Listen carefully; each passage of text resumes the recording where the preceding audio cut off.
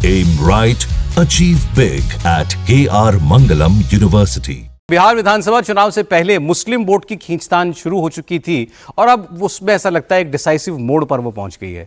बिहार की जो AIMIM है, असदुद्दीन ओवैसी साहब की पार्टी, उनके अध्यक्ष अख्तरुल ईमान ने आरजेडी के साथ गठबंधन न करने को लेकर आरजेडी पर बड़ा हमला बोला है। उन्हीं के ऊपर इसका ठीकरा फोड़ा और शायराना अंदाज में उन्होंने कहा कि एक मगरूर हसीना से हमने इश्क का इजहार किया लेकिन उसने कबूल नहीं किया, तो हम क्या करें।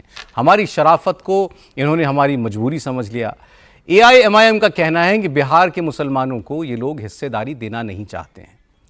एक्चुअली AIMIM विधानसभा चुनाव में आरजेडी के साथ महागठबंधन में जाना चाहती थी, गठबंधन करना चाहती थी, लेकिन आरजेडी की एक शर्त है कि AIMIM बिहार विधानसभा चुनाव न लड़े और हमें वैसे ही समर्थन दे दे तो हम ओवैसी साहब को अपना साथी मानेंगे। AIMIM को ये क्यों मंजूर होता? और अब उसने ये कहा है कि हम तीसरा मोर्चा बनाएंगे। इसमें भी कोई नई बात नहीं है। पिछले बिहार इलेक्शन में भी AIMIM ने तीसरे मोर्चा बनाकर उसके साथ छोटी छोटी पार्टियों को जोड़ करके चुनाव लड़ा था। एनीवे, अब खास तौर पर जो सीमांचल का इलाका है, जहां पर पिछली बार ओवैसी साहब की पार्टी को 5 सीटें मिली थी, वो इस बार भी वहीं अपना पूरा जोर लगाएंगे। बात आगे करेंगे, लेकिन उनका बयान मैं आपको सुनाता हूं। इनके जो प्रदेश अध्यक्ष हैं उन्होंने क्या कहा। मुझे अफसोस है कि मैंने मगरूर हसीना से इजहार इश्क किया है, तो इस मगरूर हसीना के इजहार इश्क का मुझको सदमा भी नहीं है, चूंकि बिहार की भलाई के लिए मैंने ये कहा था कि सेकुलर वोटों का बिखराव न हो। मेरे वसीउल कल्बी को, मेरे उदारता को उन्होंने मेरी कमजोरी समझी है ना, कि गोया मैं डर से उनसे समझौता करने गया हूं। अरे किसको ये फिक्र है कि कारवां का क्या हुआ? हर कोई लड़ रहा है कि सरदार कौन है। सरदारी की लड़ाई लड़ोगे या बिहार के आवाम की लड़ाई लड़ोगे? तो बिहार की आवाम इस वक्त चाहती है कि सेकुलर वोटों में बिखराव नहीं हो, और MIM ने इसी की तर्जुमानी की है। लेकिन कुछ लोगों को सरदारी पसंद है। यह बात बिल्कुल ठीक है कि असदुद्दीन ओवैसी को बिहार में मुसलमान वोट करते हैं। कितना करते हैं ये अलग विषय है, लेकिन अगर वो 5 असेंबली सीटें पिछले इलेक्शन में जीते थे तो कुछ तो उनकी वहां पर एग्जिस्टेंस है, कुछ तो उनका वजूद है। और फिर वो आगे से चलकर आए और कहा कि हम इस गठबंधन में शामिल होना चाहते हैं ताकि बिखराव ना हो मुसलमान वोटों का। वो सारा वोट जो है महागठबंधन की तरफ ही जाए। अब नहीं माने इस पर तेजस्वी यादव या लालू यादव, उसमें उनकी अपनी वजहें रही होंगी, लेकिन क्या इससे उनको कोई फायदा होगा उनकी पार्टी को, आरजेडी को, या एक घाटे का सौदा कर लिया है तेजस्वी यादव ने? समीर जी, देखिए, मुझे लगता है यह पहले से तय था कि ओवैसी की पार्टी को बिहार में महागठबंधन में जगह नहीं मिलेगी। ऐसा नहीं कि पहली बार उनको खारिज किया गया है। पहले भी लगातार ओवैसी इस बात का जिक्र करते रहे थे अपने तमाम माध्यमों से। कांग्रेस के पास उन्होंने अपनी बात को पहुंचाई, उन्होंने तेजस्वी यादव के पास अपनी बात को पहुंचाया, उन्होंने माले के माध्यम से बात पहुंचाई कि भाई ओवैसी को लेना चाहिए। लेकिन ओवैसी को इतनी बड़ी राजनीतिक हैसियत बिहार में नहीं है। जहां से वो आते हैं, तेलंगाना से, अगर वो वहां पर भी अगर मुसलमानों का बड़ा वोट बैंक ले लेते तो ये माना जा सकता है कि ओवैसी मुसलमानों के बड़े नेता है। जब आप अपने ही शहर के अंदर प्रदेश में मुसलमानों के बड़े नेता नहीं हो, वहां का मुसलमान कांग्रेस को बड़ा आपसे नेता मानता है, कांग्रेस की सरकार बनाता है, कांग्रेस नहीं है तो चंद्रशेखर राव को मुसलमान बड़ा नेता मानता है, तो ऐसे ओवैसी जो अपने ही प्रदेश में मुसलमानों का दिल नहीं जीत सके, वो बिहार में जाके मुसलमानों का दिल कैसे जीतेंगे? ठीक है, 2020 के चुनाव में 5 सीटें ओवैसी ने जीती थी, लेकिन 4 आपके विधायक तो आरजेडी में चले ही गए थे। एक विधायक आपके पास 5 साल बाद आपको लगता है ओवैसी की ताकत घटी है? निश्चित रूप से घटेगी। मुझे लगता है कि अब बिहार का जो मुसलमान है वो इस बात को समझ गया है। देखिए, अगर वहां उम्मीदवार अगर ऐसा होगा कि जो पार्टी के अलावा अपने नाम पर वोट ले, तो बात दूसरी है कि ओवैसी उनको टिकट दे और अपने नाम पर वोट ले जाए।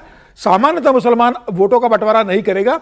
वक्फ बिल के बाद जिस तरीके से तेजस्वी यादव, कांग्रेस खुलकर वक्फ बिल के खिलाफ आए, नीतीश कुमार ने जिस तरीके से भारतीय जनता पार्टी के साथ वक्फ का समर्थन किया है, अब मुसलमान सीधे सीधे जानते हैं इस बात को कि बिहार में अगर बने रहना है, देश के अंदर अगर मुसलमानों को बने रहना है, तो कांग्रेस का, तेजस्वी का साथ बिहार में देना पड़ेगा, उत्तर प्रदेश में अखिलेश यादव का साथ देना पड़ेगा, बंगाल में ममता बनर्जी का साथ देना पड़ेगा।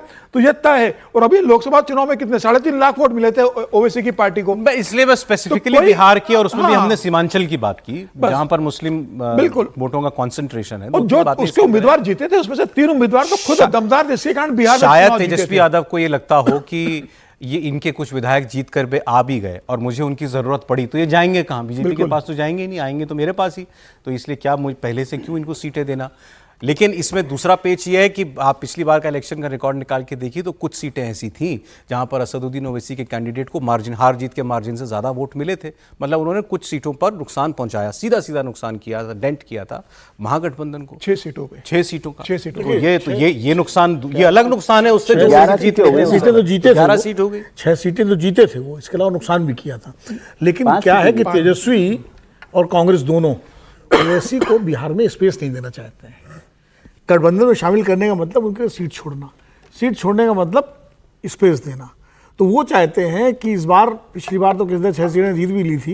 देखिए ओवैसी 2015 में भी लड़े थे और 2015 में उनको मुश्किल से 1% वोट मिला था और एक भी सीट नहीं आई थी। उनके कैंडिडेटों की जमानतें जब्त हो गई थी, 25 सीटें लड़ी थी 2015 में।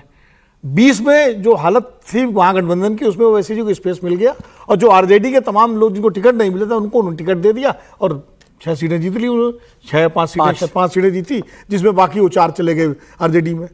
इस बार क्या है, जैसा समीर कह रहे हैं कि देखिए ये जो पार्टियां होती, वोट जो देगा मुस्लिम वहाँ का, वो उसको देगा जो गठबंधन सरकार बनाने के करीब होगा। तो सरकार या तो एनडीए बनाए या महागठबंधन बनाए, एनडीए को उसको देना नहीं है तो महागठबंधन ही उसकी पहली पसंद होगी। कुछ कैंडिडेट अपने प्रभाव से कुछ वोट ले ले, अलग बात है। उत्तर प्रदेश में 2 प्रयोग हो चुके हैं इस तरह के, 3 हो चुके हैं। पहले हुआ था मुस्लिम मजलिस का, डॉक्टर फरीदी का, बड़े जोर शोर से पूरे उत्तर प्रदेश में हुआ। ये 70s और अर्ली 80s दशक की बात है। कभी कोई उनका असर नहीं हुआ, मुस्लिम कांग्रेस के साथ रहा। बाद में जब मुलायम सिंह समाजवादी पार्टी के साथ मुसलमान आया तो डॉक्टर अयूब ने एक पीस पार्टी बनाई थी, पीस पार्टी और बहुत उसमें अपने 1-2 मित्र भी गए थे जो टेलीविजन चैनल उसकी बड़ी से चर्चा हुई थी पीस पार्टी की। और 2017 के चुनाव में और 2012 के चुनाव में तो ऐसा लग रहा था पीस पार्टी पता नहीं क्या कमाल करेगी। पीस पार्टी के जीते 4, उसमें 3 तो ऐसे थे, एक डॉक्टर अयूब खुद जीते थे और 3 में एक थे अखिलेश सिंह रायबरेली वाले और 2 और सब इंडिपेंडेंट जो जीते थे, वो तीनों चले गए बाद में पलट के दूसरी सर, तरफ। इतना अंतर तो है ना कि ओवैसी एक जाने मानी शख्सियत है और बिहार में वो स्वाद चख चुके हैं कुछ जीत का। नहीं, लेकिन इस बार वो वही परफॉर्मेंस रहेगा, इसमें Not थोड़ा doubt necessary. है। इसमें डाउट है, इसलिए गठबंधन को स्पेस नहीं देना चाहते। बस ओवैसी साहब से यही उम्मीद की जानी चाहिए कि माशूका ने जिसको ठुकरा दिया है उस पर एसिड न डालें।